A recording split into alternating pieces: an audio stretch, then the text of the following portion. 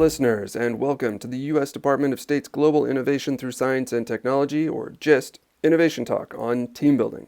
My name is Genesis Lodise. I'm a communications specialist at VentureWell, the primary implementing partner for the GIST initiative, and I'll be your host for today. We have a great guest with us today for the GIST Innovation Talk, Ivy Shultz, Director of Entrepreneurship at Columbia Engineering. Ivy, it's great to have you on the show. Thank you so much, Genesis. Ivy, let's start with a little bit about yourself and your work. Sure. So I'm the Director of Entrepreneurship at Columbia Engineering. I work with engineers from undergraduates up through faculty and run programs for young students to get into entrepreneurship, all the way up through postdocs and anyone working on something in the lab that they're looking to commercialize out in the real world, and spend a lot of time doing boot camps. We also have some global programs. We've run programs in Tunisia and in India. So I'm in charge of those programs and get to see what's happening with ideas and technology around the world too. Wow, that's really exciting. Thanks for sharing a bit of your background with us. We've got a lot of great topics to go over today, so let's just dive right in. Data. Data indicates that diverse teams outperform ones where all the views or backgrounds of the members are very similar. But can that also be a challenge to maintain teams that have very different views or backgrounds? When assembling a team around an idea, how does a founder choose diverse and effective versus diverse and incompatible? So I think this is such an interesting question because I've seen so many teams who've, gone through big disruptions, and usually it's because of a disagreement over what I would say are values. And a lot of times, people get together because they know each other or they're just excited about the same thing. And sometimes they have a lot in common, sometimes they don't. But what I would say is that they need to have a few core values that match up well enough so that they can use those to overcome the differences that come up. And sort of knowing what we know now, it's always good to sort of probe teams and say, well, what will you do when you have a difference of opinion over funding or over investors or over a selling point or over a direction to take a company? So in a lot of ways, it's like a relationship, and asking those questions in advance. There's this funny book called something like 1,000 Questions to Ask Before You Get Married, and it goes through all that stuff like who's going to clean the house. But I really think that a lot of that can translate into a founder team where you can say, okay, who's going to have those tough conversations with our employees? Who's going to take a pay cut when we can't make payroll? All those really tough decisions, I think, have to be addressed in advance so that you get a sense of where you stand on some of those issues. And that's a great segue into the next question, which is about friends and family. It is tempting for founders to reach out to those people who are closest to them or who they already know and are comfortable with. But should founders be more cautious about working with friends and family? Yeah, so I think that a lot of times what's most important is that the founders have worked together before, really in a setting that they're using their skills, not just sort of their friendship, to move along a project. And I think that two people who can work together and who've proven that they can do that can be a team. So I think it could be siblings, it could be husband and wife, it could be friends. But they do really have to be able to work together. And I think that, friends who are in college and like each other and want to start a company will sort of quickly realize that there are a lot of tough times ahead. And if they aren't sort of ready to work together, I think it will be tricky for them. And, that being said, I think there are a lot of sort of positives to working with people, and being close, because it just allows you to be efficient and get things done. So I think it's important that you, again, strike that balance and do a lot of work together first so that you can test out that relationship. I like that you have already brought up setting expectations early on. I'm working with a startup in an advisory capacity whose founders are good friends, and No one had these conversations when they were first starting out about who would make those tough decisions, who would be able to take a pay cut should they need to. And now they're having those conversations. And it's a little awkward for them, and the tension is definitely increasing. In those situations where tough decisions are being made, it would seem that founders would benefit from having strong soft skills. Technical and business skills are often the skills that people gravitate towards first. But to make a team thrive, what role do you see soft skills playing? And which soft skills do you see having the most impact? So I have a technology and communications background, and the softer side of communications I would highlight in this point because it's just so critical. And you see so many arguments come because people really haven't realized that they're even coming from an argument from two different places, or that there is a middle ground. So communication, again, if you're working with your friend, or there's a lot of things that sort of go unsaid, that can be challenging if all of a sudden, one of those things that goes unsaid leads to a big problem. So again, communication, having things in writing, having, processes in writing, and, meeting your deadlines, and keeping things professional in your communications, I think is so critical, because it just keeps everybody on the same page, and helps to get through those places that, those challenging times.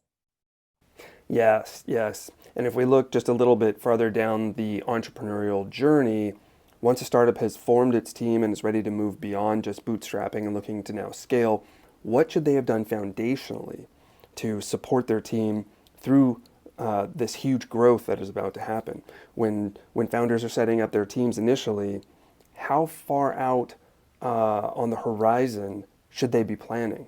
So their foundational documents should be pretty tightly done. I would say that's one thing that so many teams really don't have in place. They'll know sort of what share I have and what share he has, but their documents aren't really in good shape. Or they'll know that there's a vesting schedule, but they don't really understand how easy or hard it might be to remove somebody from the team, or to bring on somebody who, let's say, is really skilled, but suddenly will need to take a share of equity, and everybody else will need to, cut down their share. So what does that mean? And I think a lot of founders aren't really ready to deal with the cap table over and over again, and explain it to investors, and have everybody else be on the same page there. And that can get confusing and messy really quickly. Lawyers and investors really don't want to see a messed up cap table. So I would say, the founders documents and the agreements and the vesting schedules have to be really nicely done and sort of wrapped up in a bow before you get too far. Because then it can really, you could end up having to sort of pay a lawyer a lot of money to go figure that all out for you when it's too late. Yes, when it's already too late. That always comes up in the trainings that just runs for early stage innovators. What seems to be really important is trying to tackle these foundational aspects before getting too far along, but also being prepared for what you don't know or what you didn't know to plan for that could become a real issue later on. That saying about how you have to be prepared for what you aren't prepared for, that's just really tough. You can only know what you know. One aspect that founders might not know about when they put their team together is that teams need to be nurtured. And that takes a different set of skills than just the technical or the business set. So do founders need to be considering how to maintain their team members, and not just through tough times, but also in terms of professional development? Yeah, I think that's such an important question, because so many founders, they're very smart, they're very talented, they know how to build a team and build a product, but they may not be managers, and they may not have any experience managing, or they may be able to manage a handful of people, but not an entire culture. So I do think at this point, as your team grows, it makes sense to at least hire, if you're not hiring an HR professional, you're at least hiring somebody who is a management professional and has managed a large team before, has thought about company culture, has led large meetings and sort of kept a team happy. Because I think if founders who are totally inexperienced try to do that, it can lead to strange cultures, or toxicity in a workplace, all kinds of various things that you wouldn't expect, or again, just come out of personalities that again aren't managed, because a founder might not be thinking of himself or herself as a manager. Exactly. When it comes to the tough decisions that management has to make, like how do you remove somebody from the team, or how do you scale and ensure your team has the right makeup, what are the differences between the team members who found the startup and those who have to actually manage it? Are there big differences? I mean, they are two different skill sets. What other aspects of the team dynamic do you see as startups grow are critical to making that leap? Yeah, so I think it really depends on everything, sort of the product, the team, the motivation. I think there are a lot of founders who really just want to be in that sort of initial building phase, where they have an idea, they create the idea, they get something off and running, and they honestly may not be motivated to keep that going when the work becomes a little more run of the mill. That might not be exciting for them. And I think there are people who want a more stable job with with a little less excitement, and there are also people who, for example, know the industry. So you need to have people with a big Rolodex, or with the right contacts. And, I think all of those things sort of make sense as you grow. And, I think some founders and team members, they're all sort of growing older with the startup. So they may be ready to sort of settle into the execution phase and, happily have a more normal lifestyle as the company grows, and stay with the company and sort of watch it bear fruits as it matures. But at the same time, rounding out that skill set and rounding out the team is really important. So I think it can be very fluid. Sometimes the team members can grow into those roles and grow into a less crazy environment. And sometimes, you need to bring in people who know how to just run a company and get everything in order, and not fly by the seat of their pants all the time. Yes, yes. Flying by the seat of your pants. It works when you're bootstrapping, or when you're just starting out, and when you're in a crisis mode all the time. But it makes sense that there are people who want a little more stability out of the company that they work for.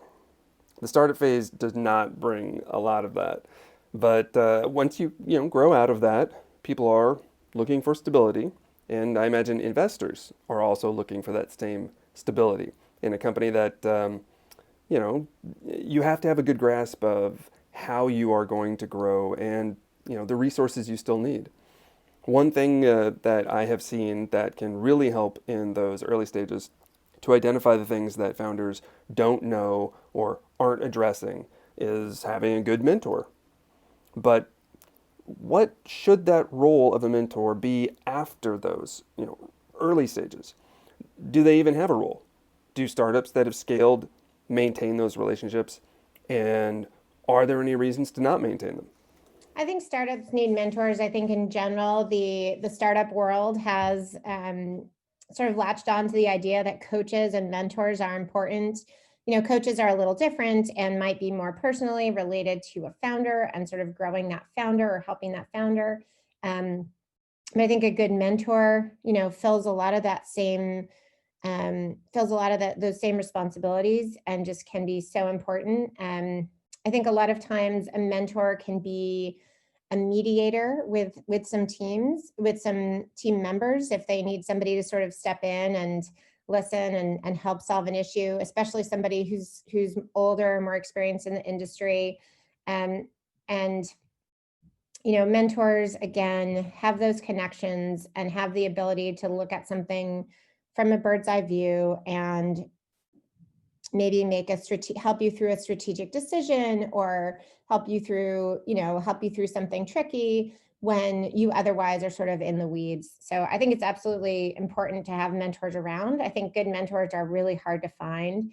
I know these days, with all of the programs and um, different ways that teams are matched up, you sort of have quote unquote mentors around all the time, but they may or may not be people you interact with over the long run. They, a lot of times they're people who sort of step in, try to help you and guide you, but um, I think it's important that, maybe one of those people from all of those little programs that you do, you find that you match well with, and do your best to sort of keep them informed and keep them as a mentor for your team.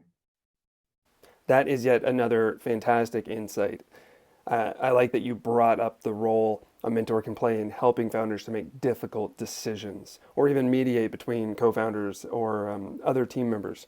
That's probably not a role that many founders had even considered. These have all been great insights, Ivy, for our listeners. Do you have any final thoughts that you'd like to share? I would just say to think about the culture that you want on your team. Think about what that means to you and the team, and maybe how you'll be unique and how you'll be supportive, and what you want now, what you want in the future. So I think startup culture has a lot of, you know, um, fun in sort of the teams. Everybody pictures like ping pong and snacks in the kitchen and working late and that kind of thing. But that's really only one vision or path. And I think there's a lot of different startup cultures that you could build. So I think it's important to actually sit down and say, okay, what do we want our office to look like? What do we want our team to feel like? How do we want to, support people when when they're going through something personally? How do we want to celebrate when the team does something awesome? And just have those conversations, because it's so important to have a culture that works for the whole team. Wonderful point that founders should also consider the role that company culture has on its success. Having attended a number of GIST startup trainings, so much of what the participants in those trainings ask of our instructors is echoed here in your answers. Ivy Shultz, thank you again for being on the show. It was a pleasure. Thank you for having me. For all of our listeners, we thank you for tuning in, and we encourage you to check out our other GIST Innovation Talks by visiting our website, gistnetwork.org.